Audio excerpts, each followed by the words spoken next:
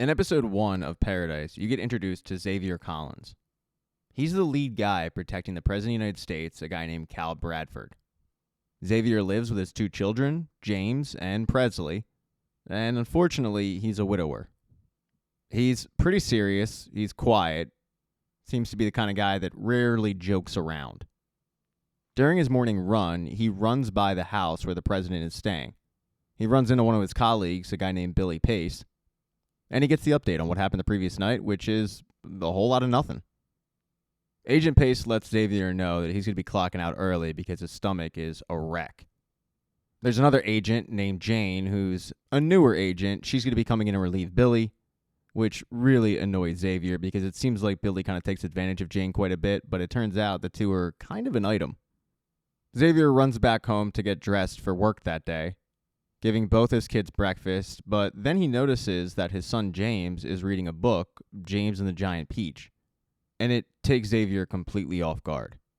James starts explaining to his dad the premise of James and the Giant Peach, but Xavier kind of snaps at his son saying, I know the premise.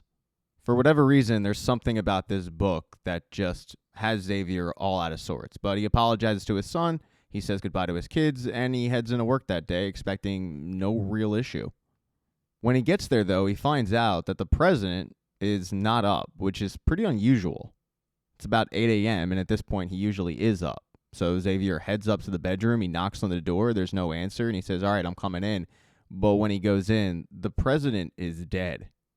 And it is not by natural causes. Somebody did this because there's blood everywhere. Immediately, Xavier starts surveying the area, seeing what clues he can gather about what went down the previous night. There's a blood trail leading to the balcony with a cigarette. There's an item missing from the safe. There's 2 sets of earrings that clearly aren't the president's. And there's a pack of cigarettes with a bloody fingerprint on it. Instead of alerting the other agents to what's going on in the president's bedroom, Xavier radios Jane and says, I want you to do a shutdown, nobody in or out, nobody upstairs other than Agent Pace. He'll be here shortly. He asks for about 30 minutes alone because he's trying to figure out what exactly happened. He ends up calling Agent Pace and saying, I need you here 5 minutes ago. And he gives him a code word, which is Christian Leitner, that immediately tells Billy exactly what happened. Christian Leitner with the famous shot, killing Kentucky fans. The president was from Kentucky. His next stop is at the surveillance room, where he talks to an Agent Garcia about the surveillance cameras the previous night, because how is it possible that the president was killed and nobody noticed it? He starts with the previous day. Even though Xavier was on duty, he wants to see if he missed anything. The president met with a woman who is not his wife, and it seemed like he was having an uncomfortable conversation with her.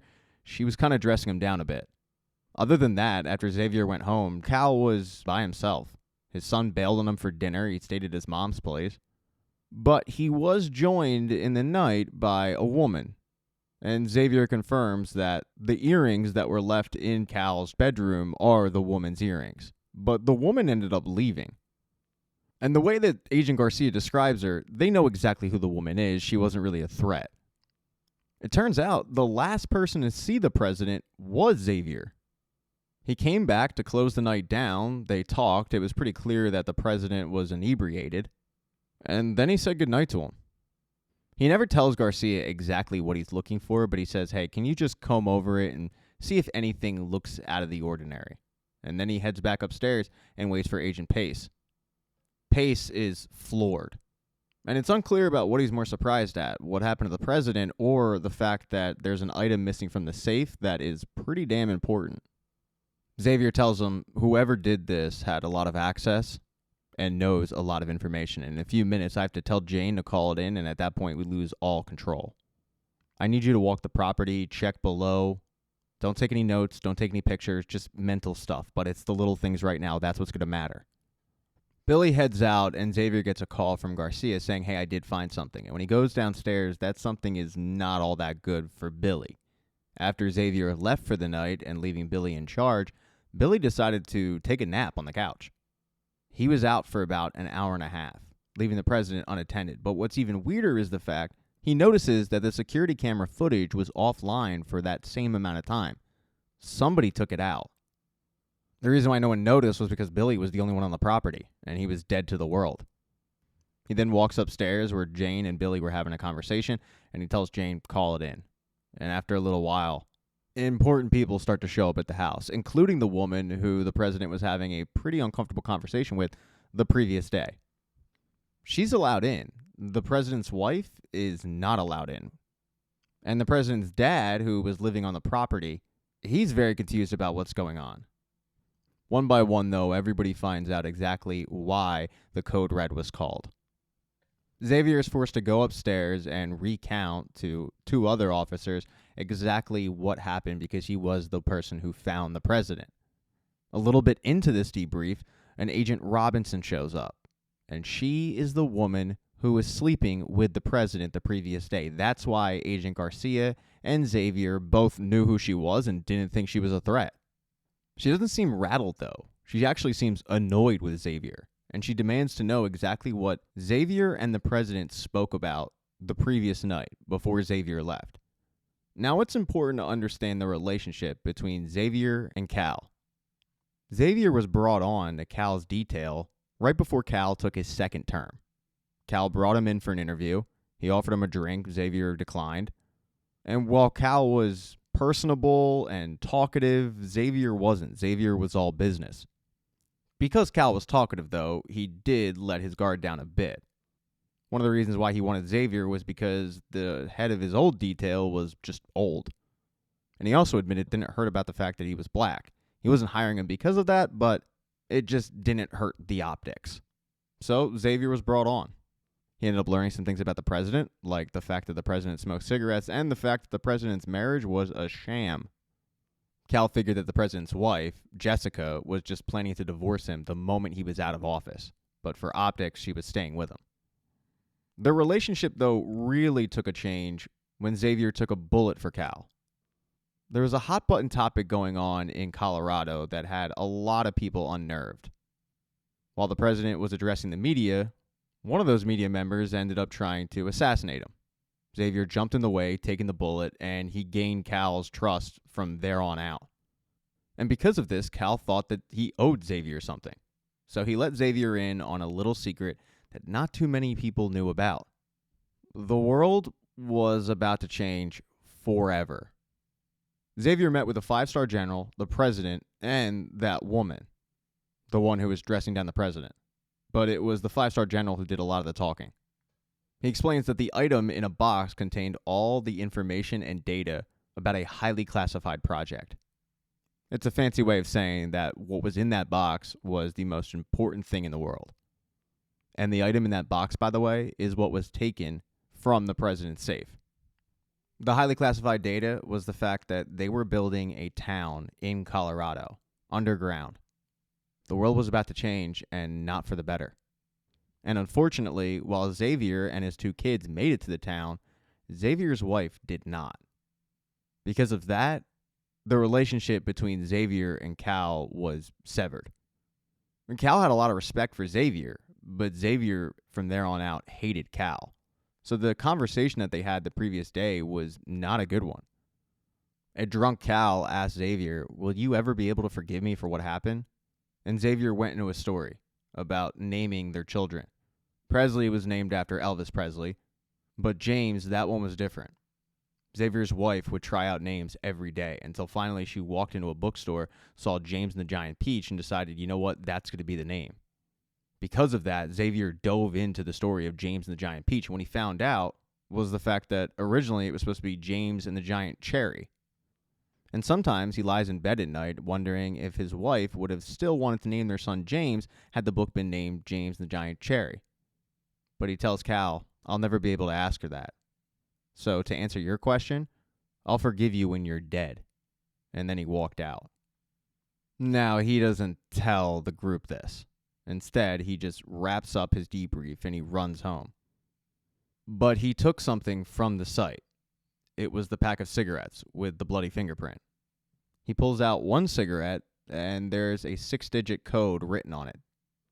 812092. And now Xavier has to figure out exactly what that means. In episode 2, you find out that they've been underground for 3 years. But you also find out about the backstory with the mystery woman who has a ton of power and was dressing down the president. They call her Sinatra, but her real name is Samantha Redmond. She comes from tech. She was one of the first billionaires. She sold a startup. She had a lot of success. She met her husband in a bar. They had 2 kids, Dylan and Hadley, and their life was great. Until one fateful day when Dylan started having seizures. Unfortunately, Dylan got insanely sick. Now, because of the Redmonds' financial success, they had the ability to give him the best treatment, but it still was not enough. At some point, the lead doctor had to say, we need to have an uncomfortable conversation, and that uncomfortable conversation was the fact that they were going to have to say goodbye to their little boy. Because of this, the doctor brought in a grief counselor, a woman named Dr. Gabriella. While it seemed like Samantha's husband, Tim, was ready to accept reality, Samantha was not. After Dylan finally did pass away, that's when Samantha hit up Dr. Gabriella because she was struggling big time. Not only with the grief process, but the fact that she had her own business. She was supposed to be this leader in tech, but she was still mourning the loss of her son. Gabriella told her, I'll help you, but healing takes time. To which Samantha laughed at her and said, I'm not interested in healing. I'm broken. My marriage is broken forever. But I have a business where tens of thousands of people rely on me, and I still have a daughter. And I need to be functional for her. I need to be functional enough where I don't think about throwing myself off a roof. Samantha begged for Gabriella's help, and Gabrielle gave it to her. They formed a friendship. It certainly didn't hurt that Gabriella was probably the best grief specialist in the world. And with Gabriella's help, Samantha was able to dive more into her business than ever before, using it as a sort of distraction from what happened to Dylan. About a year after his death, she headed off to a conference, and that's when she ran into Cal. At the time, Cal was just a senator, but he knew about her situation. He did something that nobody else had done with her in a very, very long time. He talked to her about Dylan. He had a memory of Dylan just dumping sand on his head. It was a silly memory, but it brought Samantha a lot of joy in that moment, and she said, I see why people voted for you. He jokes with her that it's probably just his hair, but he says, you got the real stuff, the stuff that makes people stand up in a room. My dad reminds me of it all the time. She asks how his dad is doing because he has a little bit of dementia, and he says, he's still him. He's still insulting me left and right. He tells me, you're not Dean Martin walking around here thinking you're the man. You're not Dean. You're only in the band because of who you're related to. But you know what he tells me? He tells me you're Sinatra. You're the clear leader. And that's why they call her Sinatra. Because even though Cal was the president, Samantha is Sinatra. She's the clear leader. She's the one that everybody fears, that everybody respects. This conversation, though, gets halted when the guy who was giving the speech, where Sam and Cal ran into each other, walks out of the room. There was only about 4 people that attended this speech, but it was an important one. It was all about how the world was about to end in the next decade. The guy had zero bedside manner. He was predicting the future. Using science, of course, but it was a prediction that nobody actually wanted to tackle head on, except Sam. Samantha, having a daughter, wanted to protect her family. So she asked him, how are we going to do this?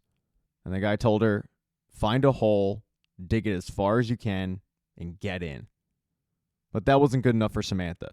She was a billionaire with resources. She wanted more information. So after talking with this guy, she got to work.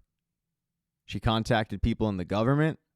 She contacted the most brilliant and best minds. And the plan for this underground bunker was developed. Samantha had a lot of input on how this thing went, but she never forgot about Dylan. One of the last conversations she had with Dylan was on his deathbed, and he asked her, am I going to get into heaven? What's it like? And she told him, it's whatever you want it to be. And he said, I think it's got a lot of horses. But what he meant was those robotic horses that sit outside of supermarkets. You put 50 cents in it and, it goes around.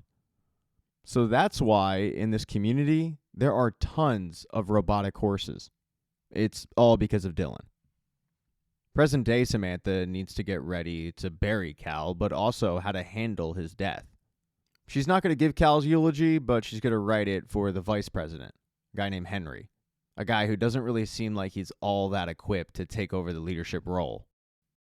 First thing in the morning, though, after writing this eulogy, she goes in and meets with the most powerful people in the community, basically the billionaires. They're all trying to figure out how to handle this, who did it, the investigation, all of it. Who exactly murdered their president? But Sinatra tells them, oh, he wasn't murdered. No, he died of natural causes. That's what we're telling the community. Because we're telling them that so they don't have fear. So that they see that we are a united front. Henry will be sworn in as president. We'll alert everybody to a town hall later today where we'll give them the bad news. She really gets all of these guys in line because one of the big concerns they have is the security. She yells at all of them that they need to get it together. Their security will be enhanced until they find out who did this. But in the meantime, they need to calm down. As for who did this, well, it's going to start with a polygraph test for Xavier. You get a look at the nightmares that Xavier deals with.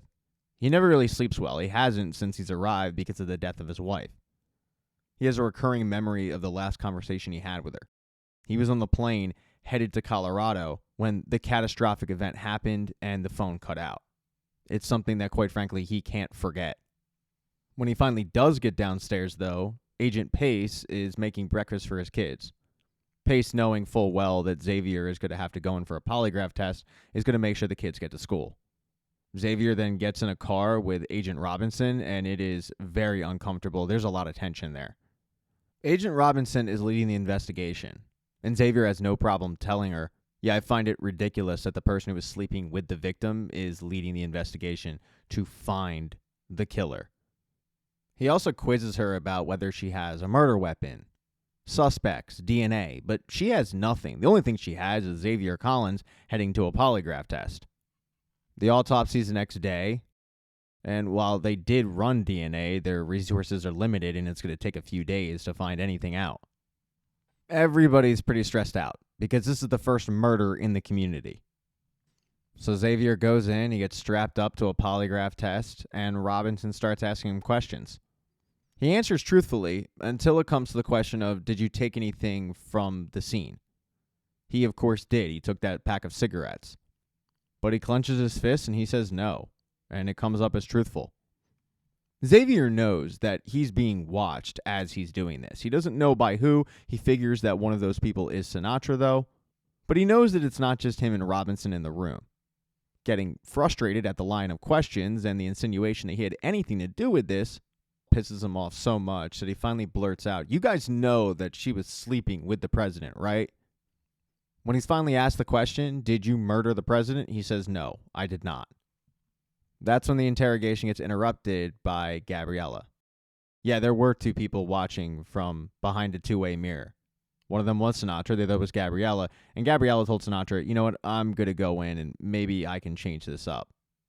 She reintroduces herself to Xavier because the two do end up having a history. When Xavier arrived, he did one counseling session with Gabriella, never to be seen again. She asked him only one question, though. Is there a part of you that is happy that the president is dead?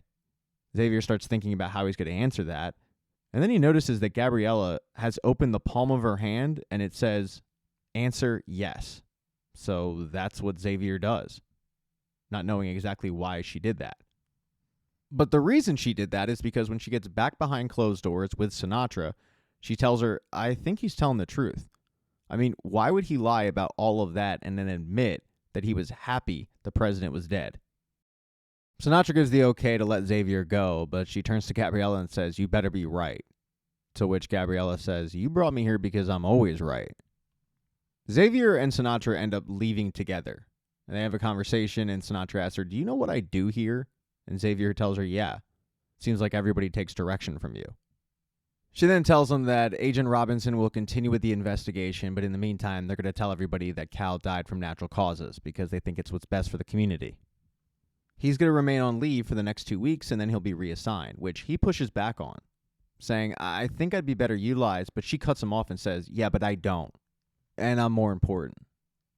She tells him to go spend time with his children and lets him in on the fact that she had 2 children, but she lost one, and that's something you never get over. Her parting message is go take the leave of absence and leave this alone. She then has to go prepare for the town hall where the vice president will read the eulogy that she wrote and announce to the community that Cal had died of natural causes. A little while later, the community does get a notification on their wristband that there is a town hall. Nobody knows what it's for, and that, by the way, includes the kids.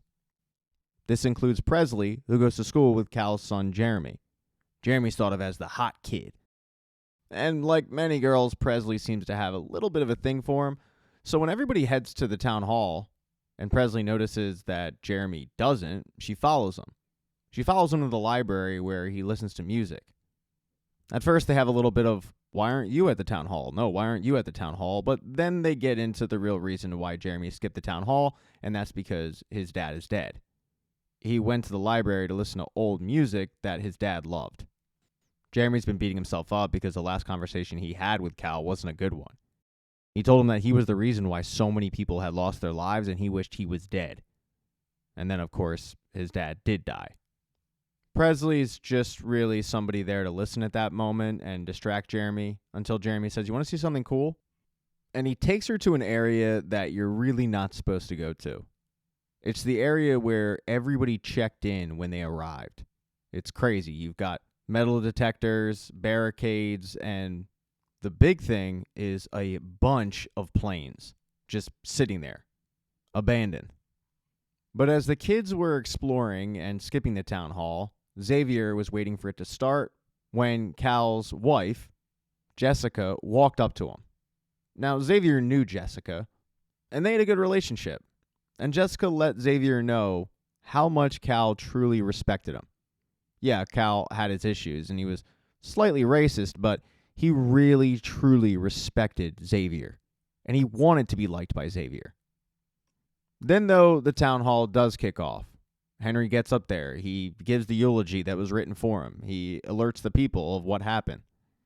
And then he's sworn in as president. At this point, though, Xavier is standing next to Agent Pace. And he asks him, can you think of any important 6-digit codes down here? Passwords, anything like that? But nothing's coming to mind for Pace. He then tells Billy, I'm really good at my job, and a big part of my job is listening. And I've been listening to Sinatra for years now, and something's not right with her.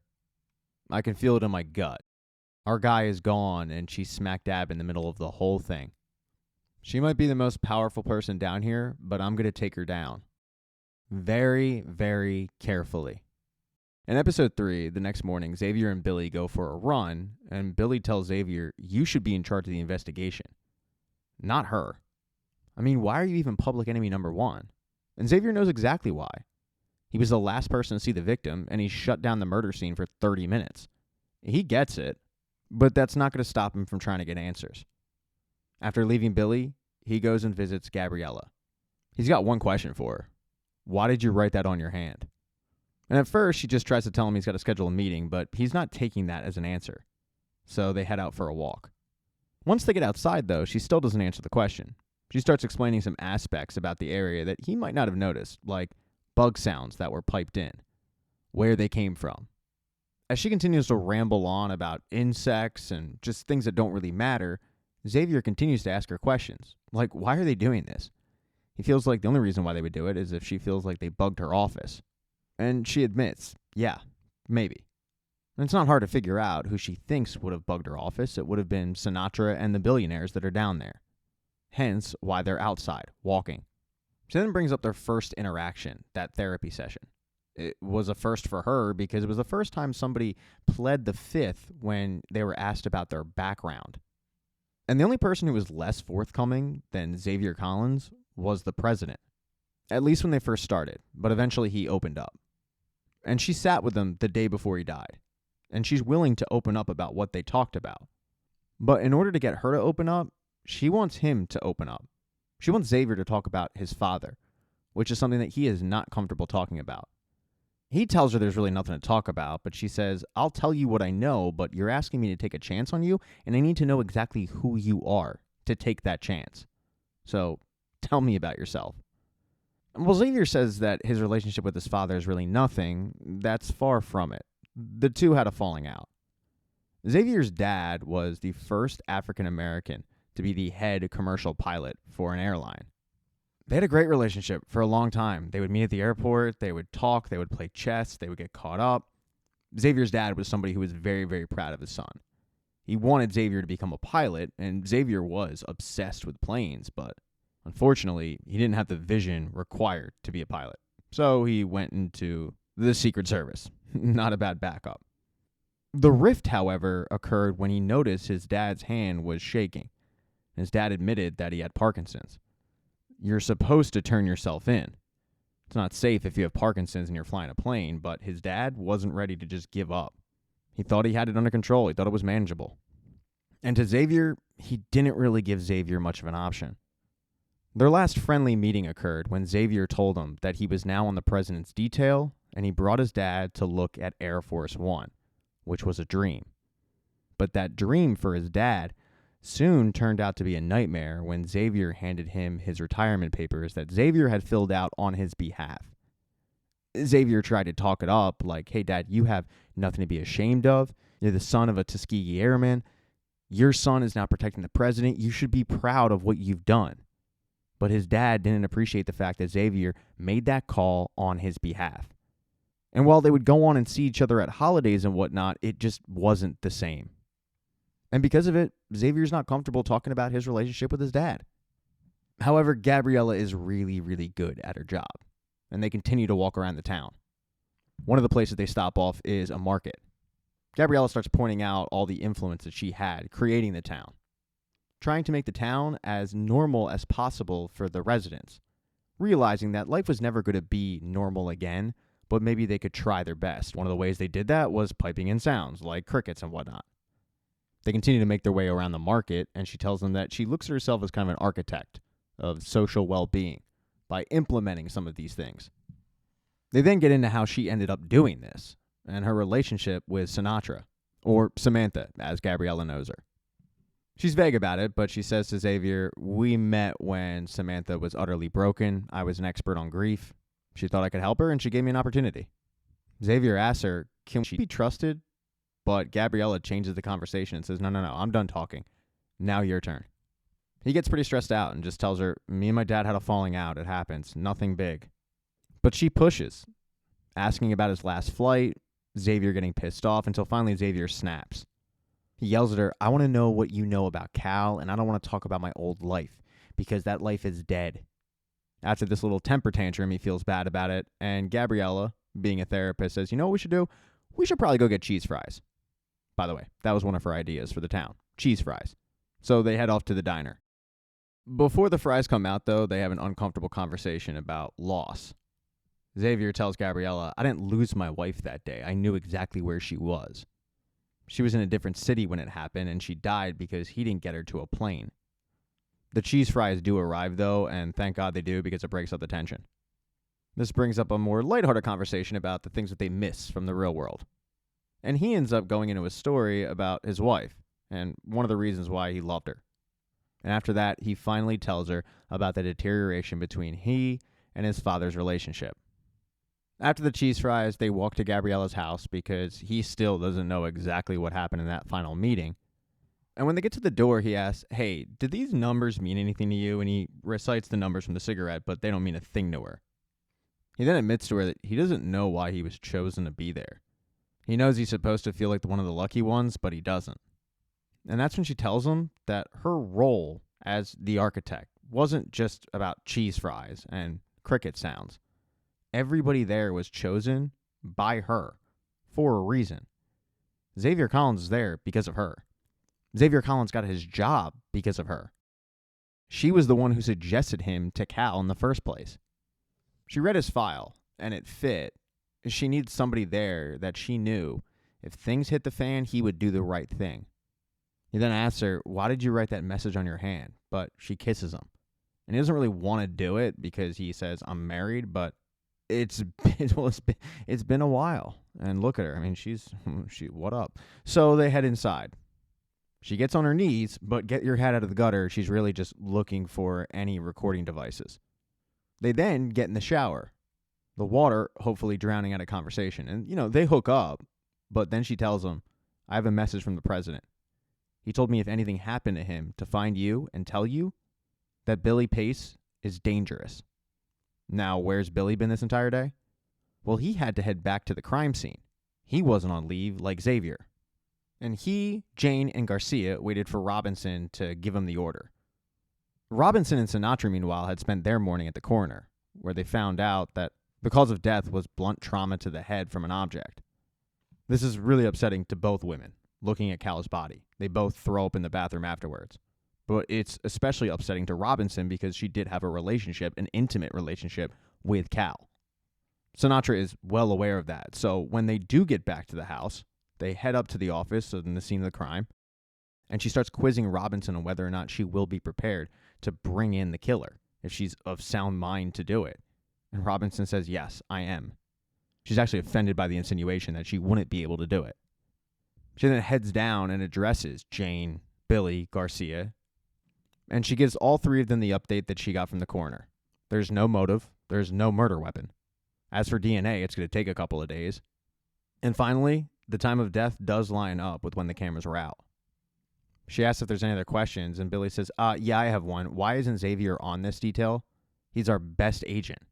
To which Robinson snaps back, Agent Collins ignored protocol. But all of this gets interrupted when Sinatra walks downstairs. She tells Robinson to keep going. She's just going to monitor it. And they start questioning Garcia on whether or not he'd be able to get those cameras back up. And he says it's about a 10% chance, but he might be able to find a digital fingerprint on who turned them off. So he goes off and starts searching for it.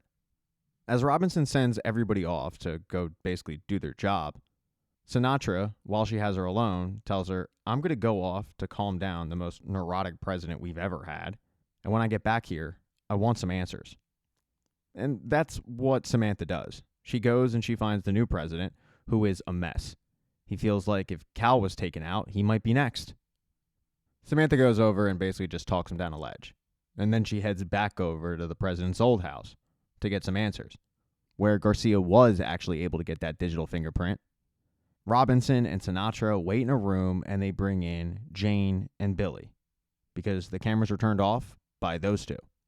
Now, when they first get questioned, Billy just pleads ignorance. He acts like he doesn't know what they're talking about. But Jane, she cracks under pressure. She finally says, we did it because we wanted to play Wii Tennis, the video game. They admit that turning off the cameras was a pretty regular thing for them. They would do it and they'd take advantage of his video games, his food, his clothes, stuff like that because, after all, nothing ever happened. This was the first murder in 3 years. Sinatra can't believe about how stupid they were regarding all of this. But because they don't exactly have a ton of options, Billy and Jane just get dismissed. And when they do, Sinatra tells Robinson, start finding me some answers or I'll find somebody who will. Now, as for Billy and how he's dangerous, there might be some truth to it. Because late at night, he swings by Xavier's place. And while Xavier is hooking up with Gabriella, Billy is watching Presley, and he's got a gun on the passenger side seat. In episode 4, you find out why the president said that Billy Pace was a dangerous man. It turns out he is, but there's more to that story. You see, Billy was raised by his uncle who had zero compassion at all. He was a horrible human being, to the point where when he told Billy to kill his dog, instead of killing the dog, Billy killed his uncle. That got him thrown in juvie, which hardened him up even more. He eventually ended up in prison, but he was saved, in a way, by a mercenary group who recruited him, got him out of jail, and thought that his violent tendencies would be perfect for their militia. And it turns out Billy was perfect. So much so that his particular set of skills got him into paradise. Now, when he first arrived, he didn't know anybody, and he was matched up with Xavier, and the two were polar opposites. But in this case, opposites attract. And after a while, with Xavier having lost his wife, Billy kind of adopted Xavier and the kids as his de facto family, the family he never had. But just because there's really no need in paradise for a guy like Billy, a violent person, doesn't mean that he didn't have a giant role to play. Because while paradise had people like Billy and Xavier and Sinatra and all that, they also had some of the best atmospheric scientists in the world, all stored down there. And after a while, people wanted to go up top. They wanted to see if it was livable. So the president, along with Sinatra, okayed a group of 4 scientists to go up top and test out the atmosphere and see if anybody was up there. But Billy was tagged with going up there, following the scientists, and killing them, no matter what they found. And that's what he did. He followed orders. He gunned them all down. And that's something that still haunts him to this day. So when he wakes up the next day in Jane's bed and she's all excited because that day is the town fair, he can't really focus because he had a nightmare about what he did. Meanwhile, you've got Xavier across town who woke up in the bed of Gabriella, and he's freaking out a little bit, but that's because he didn't tell Presley that he wouldn't be home, and that's something that he never does. So he needs to get home immediately to get his kids ready for school as to not tip off any suspicious activity, but it's kind of too late for that. When he does get home, Presley noticed, obviously, that he wasn't there in the morning, but she doesn't really think much of it. She's kind of more focused on helping Jeremy, whose band will be performing at that day's fair. Meanwhile, you've got James, who's all excited because he's about to test out the Ferris wheel for the first time in his life, so he's pretty pumped up. But all Xavier can think of is what Gabriella told him about Billy being a violent man. Because Xavier doesn't know any of Billy's backstory, and he doesn't know exactly what that means. So he needs to get to Billy ASAP and get some answers. After dropping the kids off at school, Xavier heads over to Jane's place, figuring that that's what Billy would be, and he texts him, "Hey man, we gotta talk." And from his car, he sees Billy text him, "Sorry bro, I'm already at work." And Xavier obviously knows it's a lie, and Billy is avoiding him. With most of the town heading to the fair that day to just have some fun and relaxation, Xavier decides to go searching for Billy's file. He is able to find it, but the weird thing is, 90% of it is redacted. He can't read a word of it. And as he's looking for any bit of information on what the president might have been talking about, he gets caught by Jane. He decides to use this to his advantage, and he asks Jane, "Hey, I know you two are close. Has he been acting weird at all?" After a little bit of prodding, she admits that, yeah, it seems like lately Billy's been pretty distracted. He kind of dismisses Jane, tells her, "Hey, go have fun at the carnival, it's a holiday," but he continues to dig in the file. After a while, he still doesn't find anything. But he is seen by Robinson, who finds it really suspicious that Xavier is looking at any files whatsoever. After seeing this, Robinson goes to the carnival, but only to track down Pace. He doesn't really want to talk to Robinson because, after all, it is their off day, but Robinson says, "Yeah, your pal Xavier's on Sinatra's radar right now, and that's not a radar you want to be on, so we need to talk." Robinson pulls Billy over to have a conversation with Sinatra, and the three of them are just in the corner of the carnival where Sinatra is yelling at Billy.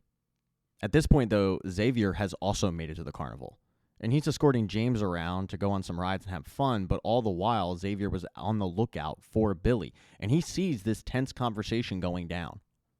But while he's staring at them, Robinson notices it, she alerts Sinatra, and Sinatra puts an end to the conversation and just walks off. Xavier doesn't approach Billy right away. He, after all, has to take James around and have some fun. But Billy is also kind of on the lookout for Xavier. And he doesn't find Xavier. No, he finds Presley first. And Presley is pissed off, and Billy can tell. So he asks her, "What's the issue?" And the issue is Jeremy. Billy's advice is just shoot your shot, all right? Stop waiting for something to happen. Just go up to him and say, "I like you." That's basically what I did with Jane. But an interesting nugget is the fact that during this conversation, he reveals that it's not just him and Jane who play video games when the president was sleeping. Presley would come over too. Anyway, that's the side of Uncle Billy that we see. But as day turns to night, Billy and Xavier still have not connected. And Xavier is getting antsy. But while he was looking for Billy, he was also trying to avoid Gabriella. And after a while, you can't avoid a smoke show like that. She walks up to Xavier, and at first it's a bit awkward because Xavier doesn't really know what to do. It's in front of his son. But after James goes on the Ferris wheel and leaves these two adults to chat, Xavier tries to do, "Hey, last night was great, but I'm just not in the right headspace," and she stops him dead in his tracks. And she tells him, "Yeah, last night was great. Maybe it happens again. Maybe it doesn't. But I was actually coming over to ask if you've had a chance to talk to Billy yet." She gives him a tip on where he can find Billy, and the two finally link up. And the first thing Billy says is, "Dude, you got to lay off. These people are not playing. Like, you have to really trust me on this. You got to back off right now." Xavier plays dumb, telling him, I don't know what you're talking about, but Billy says, come on, man. I mean, you're sitting in a dark room looking at my file. Cut the crap. And Xavier says, me? Why did you tell me that you were at work when you were sitting in your house? Billy just chalks that up to the fact that he was with Jane. He didn't want Xavier to know, but once again, it's a horribly kept secret. Xavier, though, is getting more and more upset as the conversation goes on, and finally he asks him, did you stop the security cameras? I mean, what did you do? Did you kill our guy? Billy is appalled by that question, and that's when Xavier tells him, he told people to watch out for you, Billy, right before he was killed. So just tell me the truth, man. Did you do it? Because I took you in. I brought you into my home. I introduced you to my kids. And that's when Billy gets really upset. He lashes back at Xavier and says, how could you think I could do that? And by the way, I love those kids. Your kids are my world. I follow them around and make sure that nothing happens to them. You and your kids are the only people in this place that matter to me. Billy gets so upset, he finally storms off. He goes to have a drink at the local bar, and while he appreciates the fine alcohol, even that's a place that he can't escape his past. Because the bartender was the husband of one of the scientists that Billy was forced to kill. So as he's walking out, he has to stare at her photo, knowing full well that he's the one who did it, and only a certain select number of people know about it. A very frustrated Billy at this point has to do something, so he storms into Sinatra's office. And he tells her, you need to stay away from Xavier and his family and let them be. He then, though, turns the conversation to what Sinatra forced him to do, going up top and killing those scientists. He thinks it's because she wanted to keep everybody indoors without ever wanting to leave, because as it turns out, right before he killed the scientists, she told him, we can live up here. The air, you can breathe it. But as Sinatra points out to Billy, I don't know if you know this, it's not exactly the Ritz up there. I mean, yeah, you can live up there, but what kind of world are they going to? Even if the conditions are technically livable, they're not hospitable. I mean, we're talking third world planet, Billy. Best place to be if you want anything remotely resembling a decent Earth is here. And that's worth protecting. These people are worth protecting, and that's why I had you do what you did. These two go back and forth a little bit until finally Billy says, look, I didn't ask any questions, I didn't cause you any problems, but you're going to leave Xavier Collins and his family alone, or we're going to have a problem. These two then go back and forth in a pissing contest between who's allowed to give orders, who's really in charge here, both trying to be the big bully on the block. But right before Billy leaves, Sinatra tells him, do you think you're the only killer that I brought down here? And Billy's eyes go up and says, oh, okay, you're going to send somebody after me? Well, then you better send the biggest motherfucker you can find. He then leaves her office and he goes and finds Xavier, who is watching James play basketball. He was chatting with Presley. And once the two have a little bit of alone time, Billy tells him, you should know some things about me, and it probably has to do with what happened to our guy, but I didn't kill him. And listen, I've seen some stuff in my life. I mean, some real killers, some scary dudes. But this Sinatra, I mean, she's a killer. I'm talking cold-blooded. And I've done some things for her. Xavier wants to know what these things are, but Billy tells him, if it's all right with you, I just want to be Uncle Billy for one more night, and tomorrow I will tell you everything. And Xavier agrees. Billy then walks over to the kids. Presley tells him that she decided to shoot her shot, and it worked, so her and Jeremy seem to be a thing. And then he just has fun with the kids. But when he gets home, Jane's waiting for him. She's got dinner prepared. They start talking about their day, but then Billy starts choking, and he drops to the floor. Jane casually walks over to Billy as he's dying on the floor and tells him, you told her to send the biggest motherfucker she had? Well, I'm it, baby. And then she sets up the scene to make it look like Billy had a drug overdose. In episode 5, it is the day of Cal's funeral. Even though Xavier's been put on leave, he still views himself as an agent, and he gets dressed that way in the morning. Presley lets him know when he comes downstairs that James is next door with their next door neighbor, Carl, because Carl has a dog. And the thing about dogs is they're not allowed in paradise. But Carl has one. James likes the dog, and James likes going over there to visit. So Xavier leaves his house, but he sees something very interesting. The maintenance crew is working on a street light right outside of his property. And he knows that street light wasn't out the day before, and there's really no reason for them to even work on it. So the first thing he does when he gets over to Carl's place is tell him, dude, you got to be more careful with this dog. I mean, if they find out, they're going to take the dog away from you. I mean, look at the streetlight over there. It's real easy for them to put a camera in it. And you're trusting a 9-year-old with your big secret? That's just dumb. But Carl is a really appreciative neighbor of Xavier. He appreciates the fact that Xavier has been quiet about his big secret. And because of it, he says, Xavier, if you ever need anything, just let me know. Xavier has to rush out to make the memorial service for Cal, which is a very popular event. Most of the town is in attendance for it. And even though Jeremy and his father didn't have the best relationship, Jeremy gives a really, really good speech. All about who his dad was and the good things, not anything bad. One person, of course, that is noticeably absent from the memorial service is Billy, which is super bizarre because Billy was on Cal's detail. There's no way he would miss this. And it's noticed by Xavier. So as soon as the ceremony wraps up, he goes and finds Jane and he asks her, hey, have you seen Billy?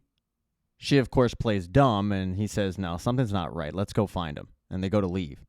But they're stopped by Robinson, who says to Xavier, hey, I need a quick word. It's about Cal. She tells him that the DNA samples from the crime scene never arrived at the lab. And it's not an accident. This was on purpose. They both know there's only one person powerful enough to get in the way of that, and that would be Sinatra. She apologizes to him and says, look, you had a point, and right now my circle of trust is me and you. But he makes it clear. You were dating the murder victim. My circle of trust is me, and me only. Xavier then heads out. He and Jane head over to Billy's place. They knock on the door. Of course, there's no answer, and when they arrive, they see the body. And Jane puts on an acting performance of a lifetime. As Xavier makes the call that Billy is dead, Jane is sobbing over his body. Xavier knows that this isn't a coincidence, so later, he and Robinson meet at the local bar, and Robinson gives him the toxicology report, which says that Billy took fentanyl, which in no way the dosage would make anyone think it was accidental, the coroner's ruling it a suicide. And that's when Xavier tells her, no, Billy was about to tell me something. This wasn't an accident. This was Sinatra. There's no doubt about it. These two bond over the fact that they just lost somebody very important to them. Billy lost a guy that was like a brother to him, and Robinson lost the love of her life. They decide what they're going to do next, and Robinson proposes, let's just take her down. Xavier kind of chuckles at that and says, yeah, it's going to be pretty hard to take anybody down without weapons. But Robinson knows a big secret about Paradise is the fact that they do have weapons. Cal told her. Not only did Cal tell her during pillow talk, but Cal told her how to access the weapons. And the fact that Robinson not only knows how to access the weapons, knows where they are, but is also on board with this, changes everything. After having this conversation with Robinson, Xavier heads home because he has to let his kids know exactly what happened to their Uncle Billy. After the memorial service, Presley spent a lot of the day with Jeremy, consoling him. And Jeremy had done a lot of beating himself up over the fact that in the days leading up to his father's death, his dad just wanted to hang out with him, and Jeremy was dismissive. But then something weird happened. As they were talking and trying to get their mind off things, Jeremy's grandfather, Cal's dad, Kane, walked in, saw Presley, and said, whoa, what are you doing here? And then he got very hostile towards her, saying, I know you. I know you. Now, since Kane has dementia, both Jeremy and Presley kind of just let it go, but still, Jeremy was pretty embarrassed about it. So much so that later on that night, Jeremy went to approach his grandfather about it, asking, why the hell did you do that? But his grandfather thought that he was talking to Cal, and he apologized to Cal. Because one of the last conversations that Cal and Kane had was Cal asking his dad, have I ever done anything to make you proud? And Kane told him, you never did anything that I didn't set up for you. And boy, did that hurt Cal. But Kane had time to think about it, and he said, you know what? You're right. Now, the whole time, he has no idea. He's actually talking to his grandson because I guess Jeremy looks just like a young Cal.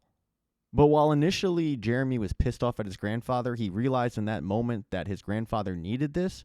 So Jeremy pretended to be his dad, and he went so far as to tell him, I forgive you, Dad, and I love you. And it meant a lot to Kane. Meanwhile, over at the Collins household, Xavier arrives, and Presley wants to tell him something, but Xavier cuts her off and says, no, I need to tell you something first. Your Uncle Billy is dead. I need you to go someplace safe with your brother. I know I'm asking a lot, but I really, really need your help. And she agrees. She tells her dad, do what you need to do. I'll take care of James. And then Xavier heads over to Carl's place and asks for that favor. Because Carl works in the IT department that is in charge of controlling the sky, meaning that he can change it to whatever he wants, essentially. But what he also can do is put a message up in the sky. And he tells Carl, I need you to put this message up there. And Carl does it. He sneaks into work. He puts the message up in the sky right at the time that Xavier wanted it. And then all of a sudden, all the residents of Paradise are staring at a giant sign in the sky in bright red that says, they're lying to you. And Xavier, as it's going on, walks out of his house and stares at that lamppost that was being worked on. The one that he thinks has a camera in it, well, it does. Xavier assumes that Sinatra put that camera in to monitor him. Well, she did. And as she's staring at Xavier, staring back at her, wondering what the hell is going on, that's when the message goes up. And it's the first salvo, if you will, in this war. But as Xavier was doing that, Presley was packing. And she went to check on one item that she's considering bringing with her, and that item is Cal's tablet, the very important tablet, the one that went missing. Presley had it. But we also get a look at the backstory of Cal and the days leading up to his death. Cal, for lack of a better term, was a Nepo baby.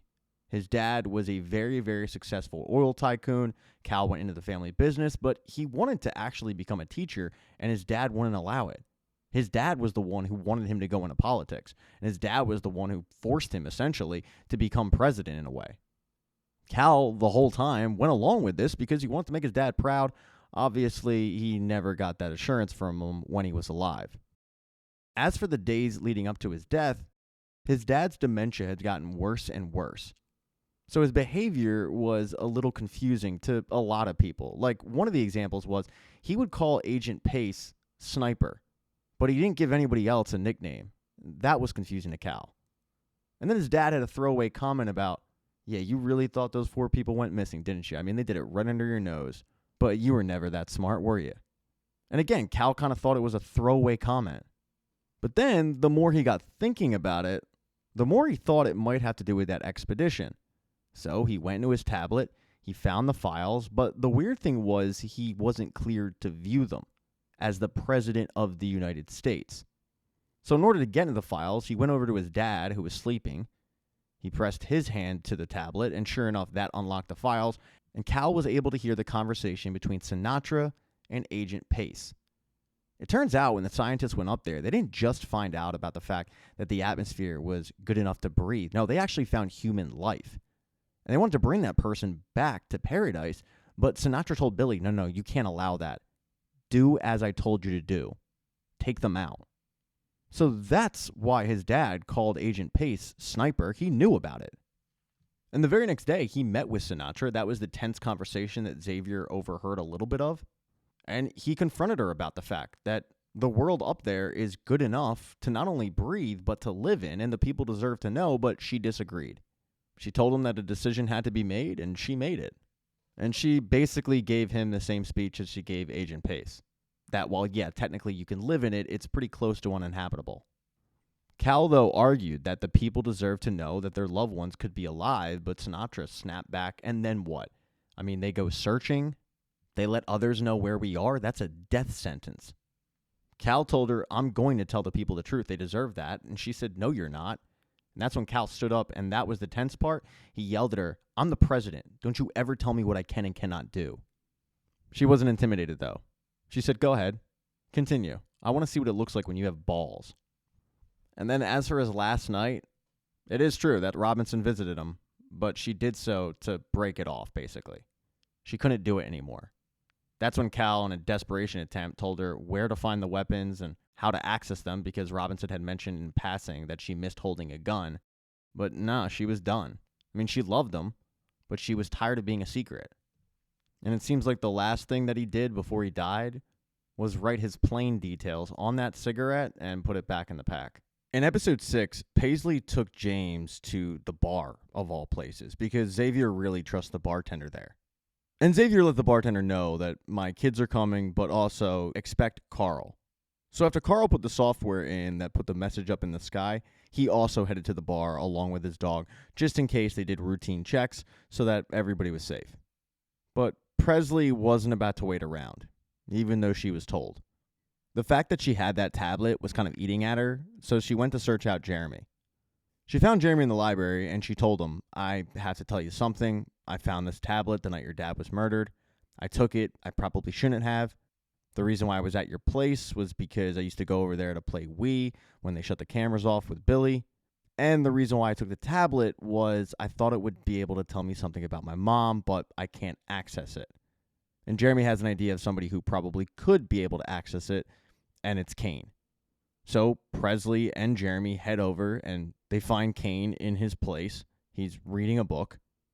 And Jeremy tells his grandfather, you were right. You did recognize her the night before, but she wasn't doing anything bad.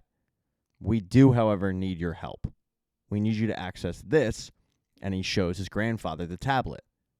Now, his grandfather, who was reading a book at the time, goes to put his bookmark in that book. And it's a bookmark that he's kept with him for decades because his wife gave it to him. There's a very noticeable symbol on the bookmark, and Presley recognizes it.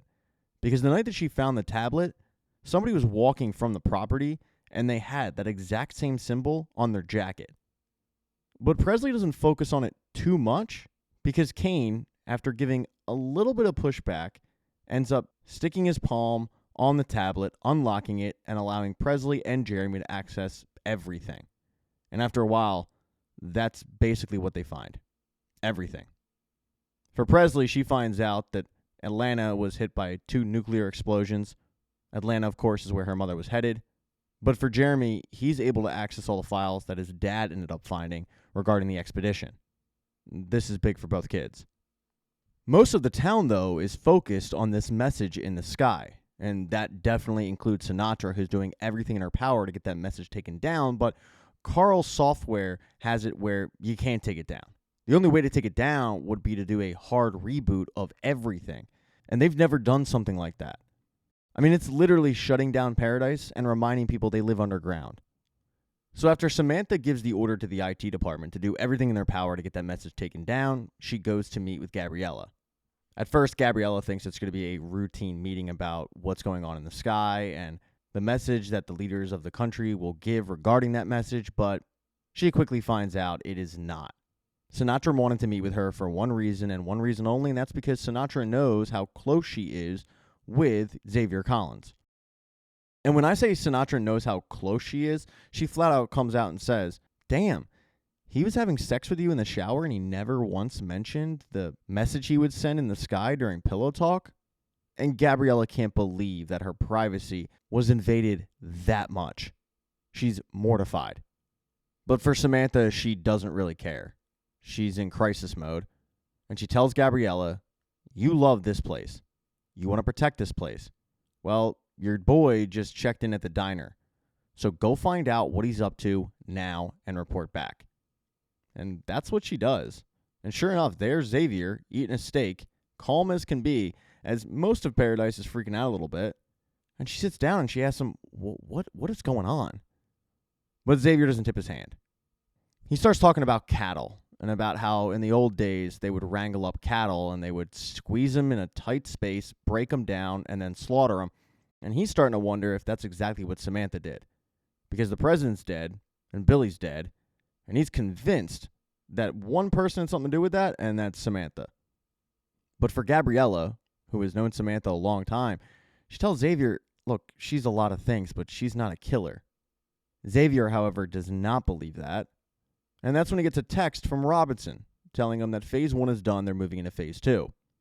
Phase 1 was accessing the weapons arsenal that the president told her about. So when Xavier gets his text, he gets up to leave because he has to go meet up with Robinson. But before he does, he cuts up his armband, putting him offline so that no one can track him. And he looks at Gabriella and he says, tell your girl I'm coming for her.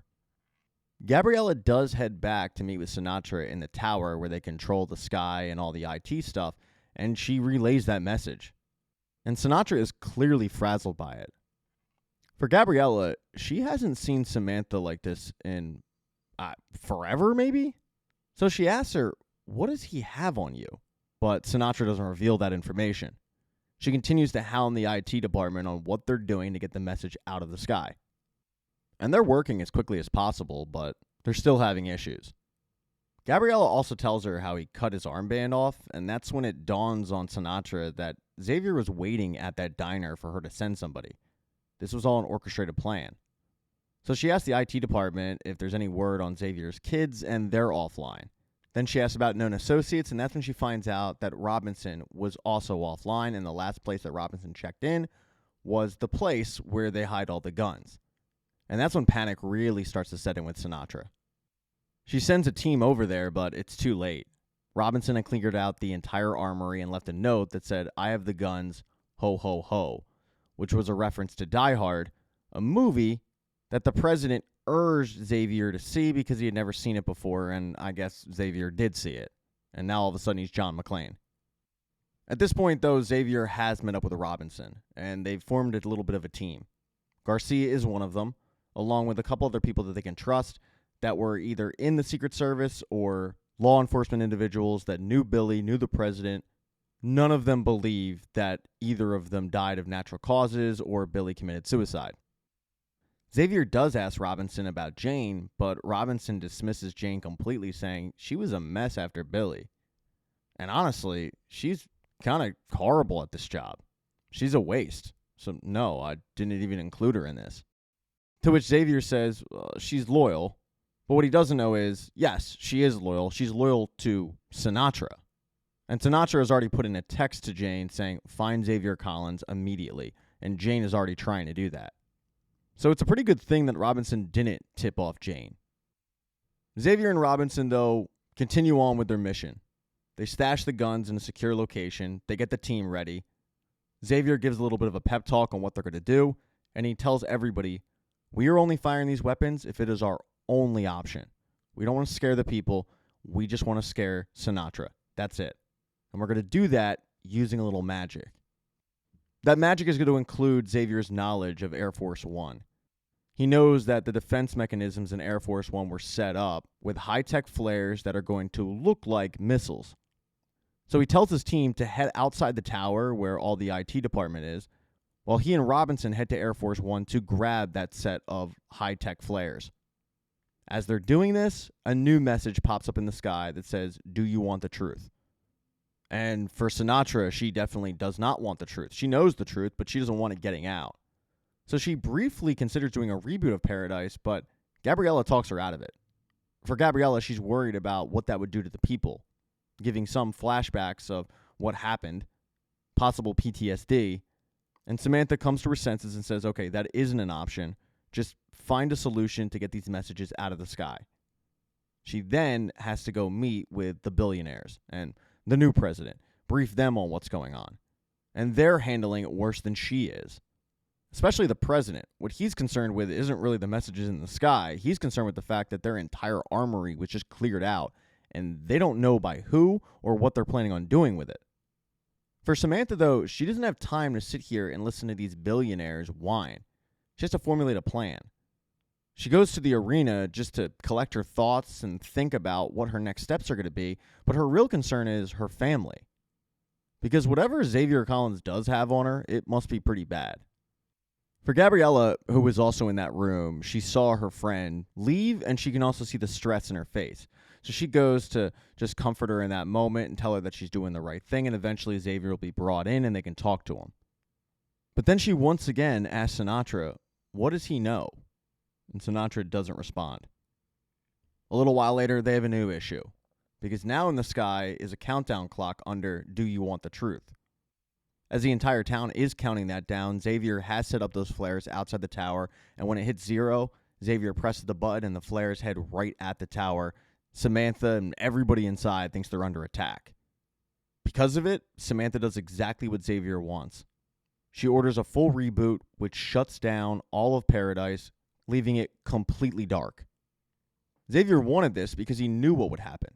He knew that the billionaires would go to a secure location in a bunker, and that would include Sinatra, which would leave her house completely open. He would then go inside, and he would look for evidence on what she did. Xavier and his team know where that bunker is, so they head outside of it. They're hiding in the bushes. They're watching everybody load in, and they're just waiting for the last van to arrive, which will include Sinatra. But when Sinatra's car approaches, it suddenly turns around, doing a U-turn, heading back to Sinatra's place. And Xavier can't let her get away, so he races to it. And as he's running over to Sinatra's house, Jeremy is causing a commotion in the town by standing up on a car and telling everybody in earshot, whoever put that message up in the sky is telling the truth. They are lying to you. They lied about everything. They lied about the expedition. They've been lying to your face. Presley, who was watching all of this, who at this point also knows the truth, is then approached by Jane, who figured the easiest way to find Xavier was through his kids. And she knew that Presley and Jeremy were a thing. And even though Presley was offline, Jeremy wasn't. So she's able to find Presley, nuzzle up next to her, give her a sob story about how she doesn't want to be alone. And now she's got Presley. As for Presley's father, Xavier, when he arrives at Sinatra's place, he finds out why she did a U-turn. Because there's Gabriella, waiting. And Xavier knows that Gabriella must have tipped her off. And Gabriella did, because she wants Xavier and Samantha to just talk this out, not realizing there probably is no talking it out. Xavier, though, doesn't seem mad at Gabriella. He just seems annoyed. And he heads inside to, quote, talk it out with Sinatra, but really to bring her into custody. Initially, when he finds Sinatra, he does accuse her of murder, and she says, look, I didn't murder the president. I mean, maybe I would have eventually if he kept digging, but no, that wasn't me. Billy, no, Billy was me, but the president, no. And the whole time, Xavier has a gun pointed at her, but she says, you took out that whole armor and you forgot one bullet. Xavier, however, isn't listening to anything she's saying. He's telling her to put her hands up. And she finally looks at him and says, I'm looking at you. You look like a family man. You look like somebody who cares about your family, who cared about your wife. Well, I'm here to tell you that your wife is alive. And if you stop all this nonsense, I will help you find her. In episode 7, you find out that Sinatra is not lying about Xavier's wife. She actually has audio recording of Terry saying, this is Dr. Terry Rogers Collins.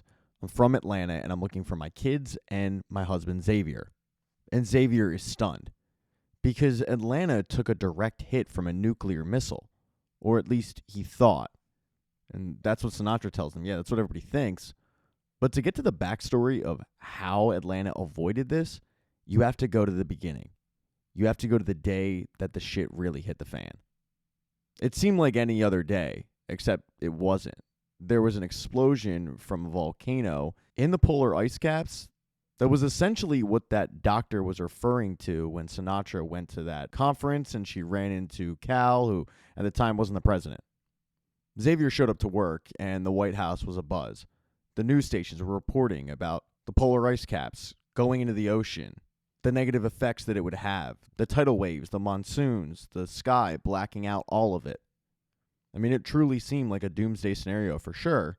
But for Cal, who was meeting with his figureheads and the Joint Chiefs, he was pretty calm and collected until he found out that it was, in fact, D-Day.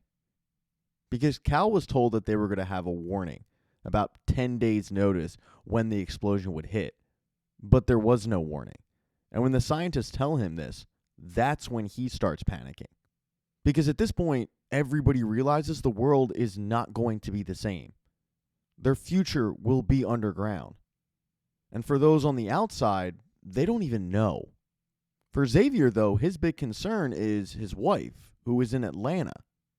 And when he finally gets the president alone, before the president is going to address the nation, the president tells him to go talk to one of the generals and he'll sort it out. And when Xavier does that, the general says, look, she needs to get to this Air Force base. Her name will be on the list. She's got about an hour and a half. And if she does that, she'll be okay. Now, because of what's happening, cell service is going out pretty much everywhere. It's really tough to make a phone call. But when Xavier finally does get a hold of his wife, he presses the urgency factor, telling her, you don't have a lot of time. You got to find a way. And he actually goes to Agent Garcia and finds an alternative route to avoid major highways so that Terry won't run into that traffic. Yeah, while the world's about to end, it seems like Xavier has everything under control. His kids are going to get picked up with Jeremy Bradford. Terry will meet them in Colorado. And now it's just about waiting for the president to address the nation, and then they'll head out. Cal, though, is visibly shook. And as he addresses the nation, he tells everybody to stay calm, even though he knows he can't stay calm. What he doesn't want is panic in the streets, even though he knows most of these people are about to die. And the question is, what are they going to die from?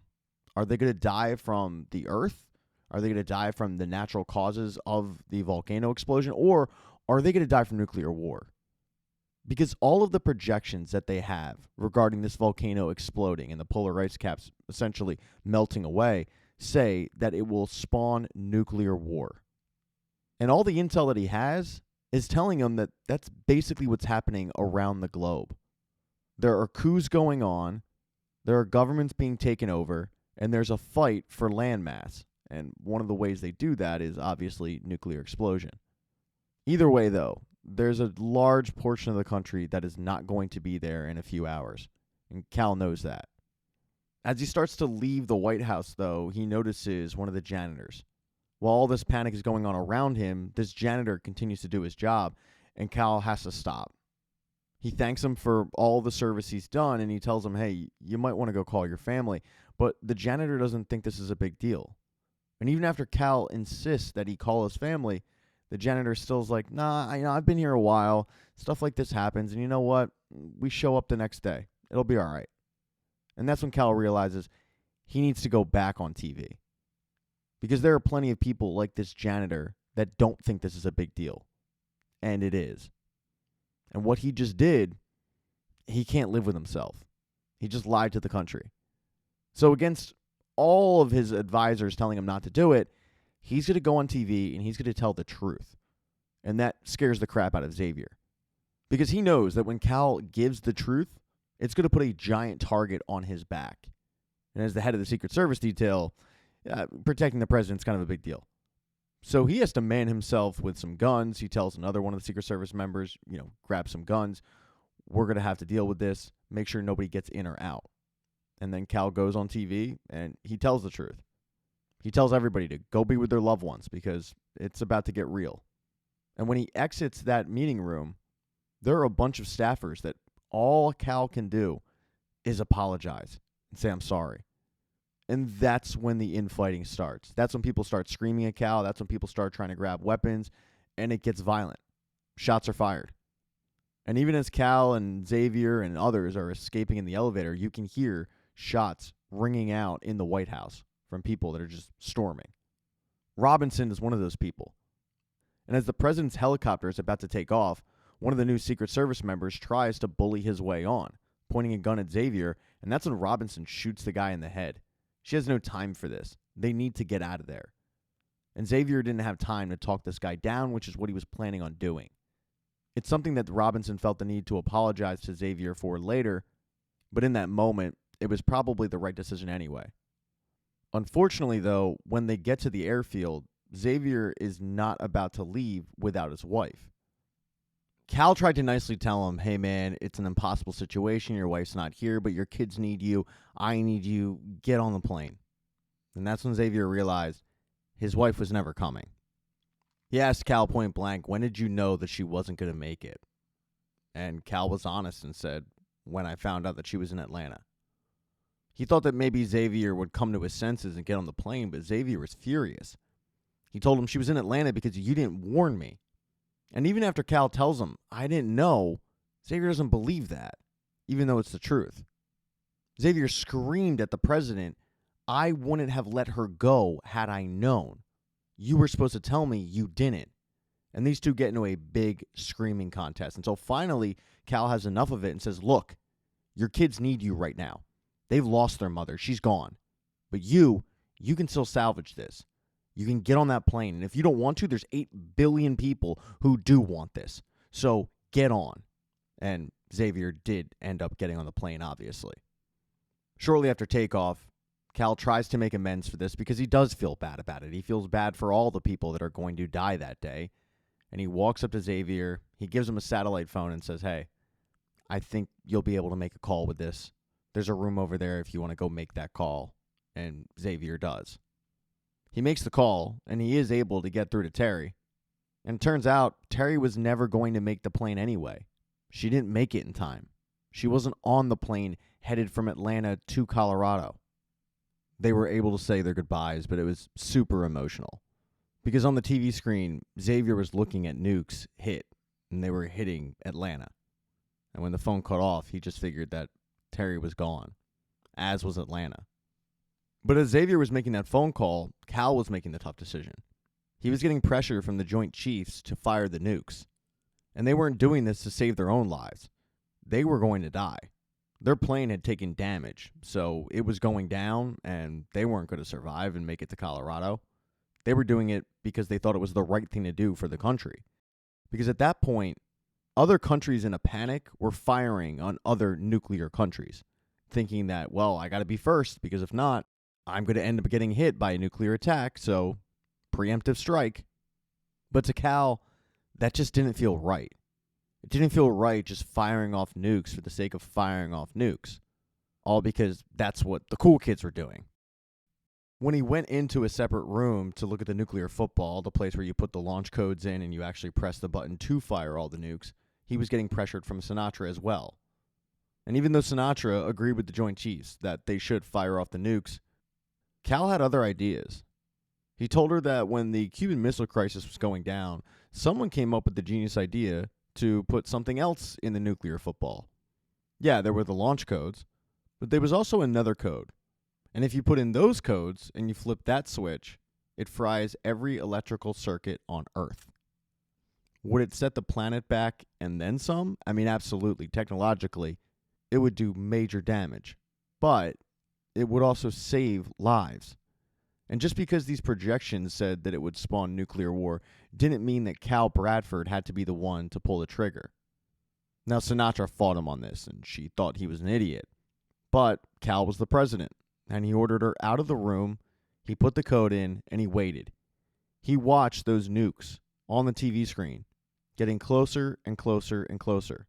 And it seemed like one or two might have hit, but eventually he pressed the button, and he did save lives. One of those lives just so happens to be Xavier's wife. But Sinatra's not done dropping bombshells. She tells Xavier that the president was killed by somebody whose DNA is not in the database, meaning they weren't supposed to be in paradise. They came from the outside. But the big bombshell is she has Presley. So her demands are simple. If you want to see your daughter, you're going to return everything back to normal. You're going to return my guns, you're going to find out who killed the president, and you're going to restore order. And I don't think I've ever said this before, but episode 7 is truly one of the best episodes of television I've ever watched. So if you're going to watch one episode from this season, make sure it's this one. It will not disappoint. And in the season finale, with no real choice, Xavier decides to give in to Sinatra's demands. He goes to where she's holding all the billionaires and tells her, you got to let them all go. We also need to give back the guns. And at first, she's like, well, what are you why? But he goes on to explain that Sinatra did not kill the president. The DNA came back, and it was somebody that was either already there or they're not supposed to be there. They got in somehow. So now he has to find out who. And there's something at the crime scene that he must have missed, so he heads back. And as he's leaving, Robinson asks him, what does she have on you? And he says, my daughter. So Robinson gives in. They start handing back the guns. The president makes an announcement to the community saying, hey, we're doing this for security purposes. Don't worry about it. Just let us do our jobs. And Sinatra goes into crisis mode. She starts trying to get the tablet wiped of all information because Jeremy is still out there revealing all of the secrets that people aren't supposed to know. At one point during all of this, Gabriella pulls her aside and says, you're coming undone. You need to chill out a little bit. But Samantha tells her, no, I don't think you should waste any more time on me. I mean, I've done some terrible things, horrible things that you don't know about. However, Gabriella continues to push until finally Sinatra says, you're excused. And that's when it really sinks in with Gabriella that maybe the patient that she thought she knew, she never actually knew. Samantha then goes over into another room to call Jane, who is really just hanging out with Presley. I mean, there's no real danger to Presley at all. Presley doesn't even know that there's anything wrong. And when Jane gets the phone call, she goes into another room to take it, And Sinatra says to Jane, I know you're close with Xavier Collins, but I need to know that you will do what needs to be done. Now, I'll handle Xavier, but I'm wrestling what to do about the girl. She knows too much. She could point to you. It could point to me. And Jane instinctively says, I'll handle it. But Sinatra says, no, I'm trying to work this out in my head now. Jane, though, quickly cuts her off and says, no, I got it, but I have a question for you. As you know, the president had video games, and I was really fond of the Wii. I was wondering if I could have it. And Sinatra laughs. She can't believe that Jane is asking for the Wii in this moment, of all moments. She's like, are you kidding me right now?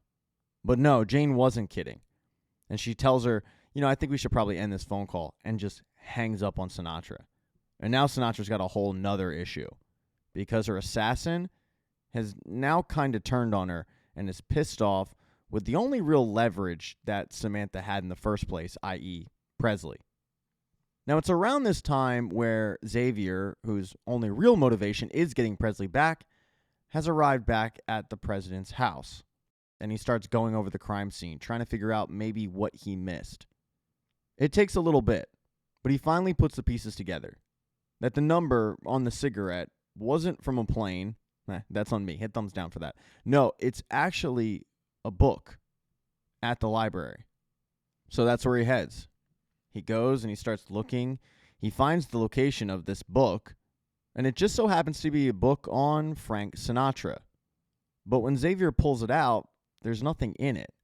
And then Xavier notices the book next to it. It's called The Man Who Keeps All the Secrets. And when he opens that book up, it's pages of transcribed notes that Cal had written himself from the audio recordings he found on the tablet. It's all of the dirt. But it's also the ways that people would be able to get out of paradise, the codes they would need to escape. The blueprint, really, for how to possibly get a loved one back. But just as Xavier is getting to the end of it, he gets knocked out by the librarian. Eventually, Xavier comes to, and the librarian's standing above him, and he says, you don't recognize me, do you? It's been a while. And that's when Xavier takes a close look at this guy, and then he does recognize him. Because the librarian is the assassin that tried to shoot Cal, but Xavier jumped in front of the bullet. And his backstory is wild. He was the head of the crew that was actually building Paradise. And he got along with the guys great. He was very, very well liked. But he discovered that there was a chemical inside of the mountain that was getting guys sick and would eventually kill them. And when he brought it up to his superiors, instead of doing something about it, they fired him. That's when he kind of went on the warpath. He didn't quite know why they were building Paradise, but he knew that it was billionaires, and he started blaming the president. He started becoming a little bit of a conspiracy theory nut, trying to blow the whistle, if you will, but nobody was listening. And that's when he decided to 3D print a gun and try to take out the man that he blamed for costing him his job and putting lives in danger, lives of his friends. Of course, Xavier jumped in front of that bullet, and he was thrown in jail. But when the volcano erupted, the jail kind of opened up. The prisoners revolted. A lot of them were able to free themselves, and he headed out. And because he knew where Paradise was located, he just headed there. At this point, he was wearing a security guard's outfit from the prison, so he looked like he was law enforcement. And as people were trying to get into Paradise, he found a guy that he kind of looked like a little bit, and he told he and his wife, who were both stuck in traffic, hey, come with me, I know another way. And he shot him. He took their identities, he took their wristbands, and then he headed off to a convenience store bathroom to shave his head and really fit the part. Because this guy had a wife, though, he also needed a woman. And he found that woman sitting in the parking lot of the convenience store. She was crying.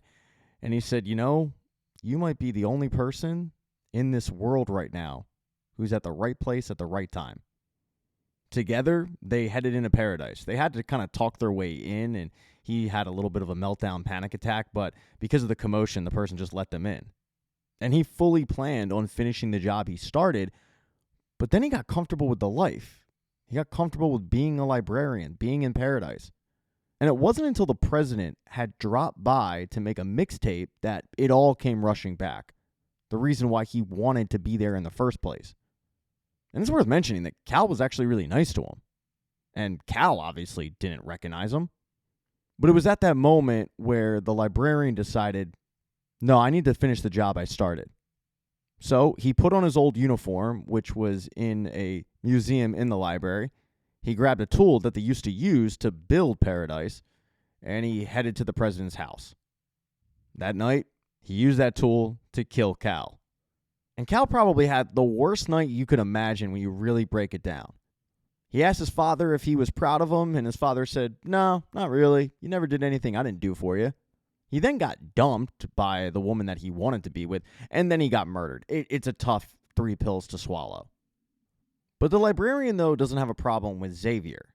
He's got him tied up, but he's going to keep him alive because he wants Xavier to tell everybody who did it and why he did it. And because Xavier found that book with all the notes, the librarian's like, great, I can leave. I can get out of here. I can go see what's going on with the world. The people deserve to know. And Xavier, who once again is tied up, can't really do anything about it but wait for somebody to help him. Now, while all this was going on, Robinson didn't just sit back idly. She went to go find out what they might have missed. And the person that she went to go to was Gabriella. She asked Gabriella to look at all the files of the people that were admitted into Paradise and those that might have been flagged because of various reasons. She wanted to look for an anomaly that they might have missed. And when Robinson arrived at the door, Gabriella had already started day drinking because she was beating herself up over the fact that she had told people for years Sinatra wasn't a monster, and clearly she was. But Robinson had her snap out of that real quick and get to work. And it didn't take long before they did find an anomaly. They found the woman who the librarian found in the parking lot and snuck into Paradise. And that woman is the waitress at the diner. Both Gabriella and Robinson headed over to the diner and confronted her, and she said, look, it wasn't my idea, but here's what happened. And she told her side of things. That tipped off Robinson to head over to the library, where she didn't find the librarian. She found Xavier all tied up, and Xavier said, come on, it was librarian. I know where he's going. Both Robinson and Xavier head up to the very top of the scaffolding of Paradise because they know that that's where the librarian is going. That's the exit. And they actually catch him before he leaves. And he's got nowhere to go. He's surrounded.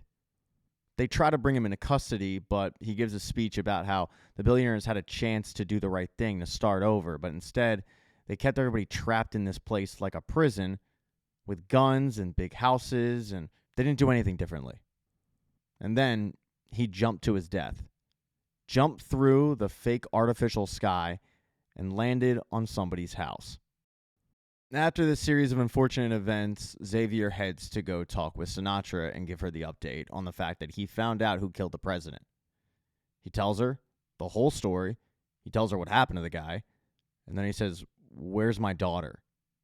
But unfortunately, Sinatra got a text message from Jane saying, I took care of it. The liability was eliminated. And to that, all Sinatra can do when she's approached by Xavier is apologize and say, look, I never meant for this to get out of hand the way it did, but yeah, I'm really, really sorry. I didn't mean for this. And as you can imagine, Xavier does not take it well. He takes a gun, he shoots both guys that are protecting Sinatra, and it looks like he's about to do the same thing to her. As Xavier has the gun pointed right at her, he starts asking her, what did you do? What did you do? Because to this point, she still hasn't said exactly what happened to Presley. And that's when shots ring out, but they weren't from Xavier. They were from Jane, who shot Sinatra. She immediately tells Xavier, hey, Presley's fine. She's at home with James. They're good. And Xavier rushes out to be with his children. And then Jane gets really close to Sinatra and whispers in her ear, you're going to live. Oh, but the road to recovery is going to be long and arduous. I guess you just should have given me the we, shouldn't you? So let that be a lesson to all the parents out there come the holiday season when your kid asks for a video game system. They don't forget. Xavier, though, arrives back at home. He sees his children are fine.